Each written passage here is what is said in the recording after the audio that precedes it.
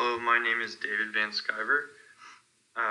So I was part of the ransomware group, and my first article was called "Behind Closed Doors: Measurement and Analysis of CryptoLocker Ransoms in Bitcoin." So I guess to begin, kind of need to learn what CryptoLocker ransoms really mean. So if you think about the word ransom, um, basically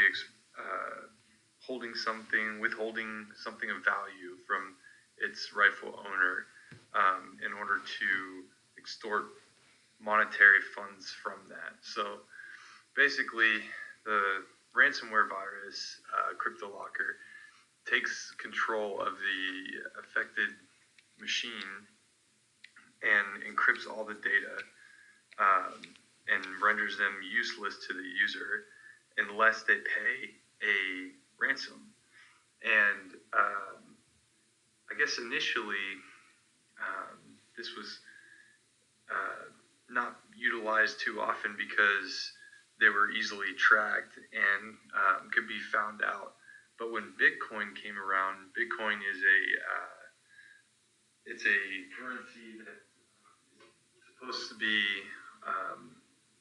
completely anonymous. So the two together kind of work hand in hand. So basically, with this anonymous currency called Bitcoin, and if you get a ransomware virus called CryptoLocker, you pay the person in Bitcoin to decrypt your machine.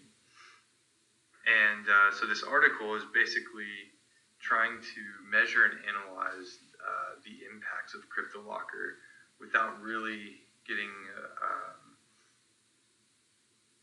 I guess, exact numbers on how much of an impact CryptoLocker had.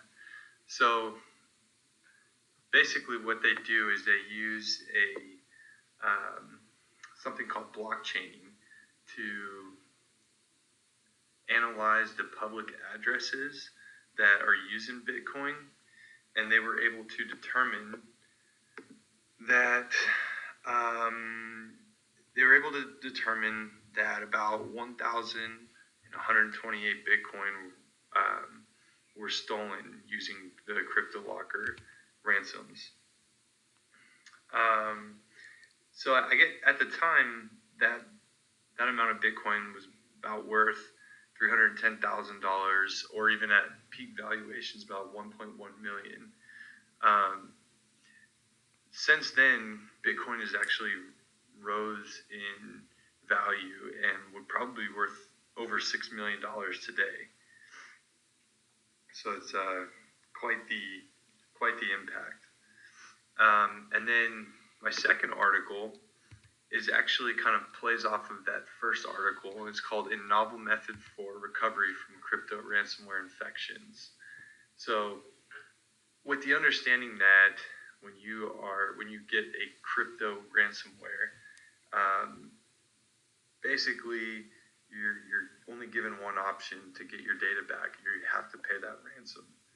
Well, what they found is that there's four very common crypto ransomwares, and using a certain process, they packaged a solution in order to get your data back without any damage and without paying the ransomware.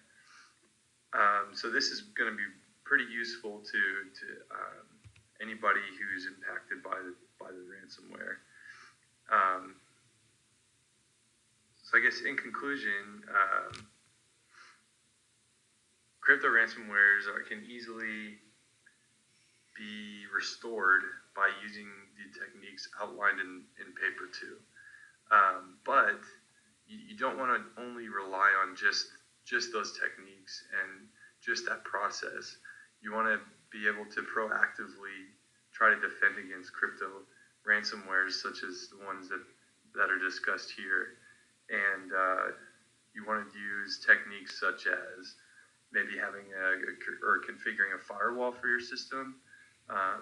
always backing up your system to a secondary resource, and always updating your operating system so you have the most up-to-date preventative software for things such as cryptoware,